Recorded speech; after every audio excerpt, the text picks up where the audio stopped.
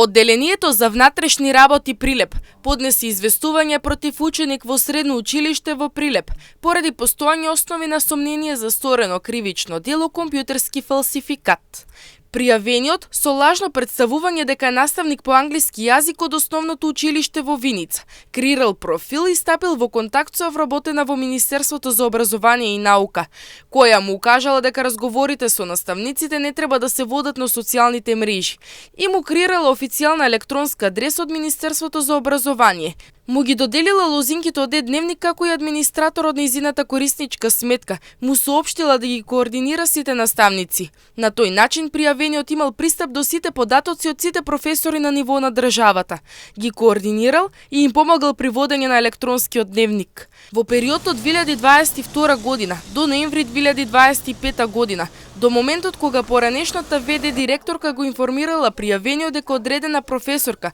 пријавила дека некој ги брише податоците од електронскиот дневник во училиштето, пријавениот ги избришал сите профили и акаунти од лажниот профил од социјалните мрежи, а исто така подоцна избришан бил и профилот од службениот мејл од Министерството за образовни науки.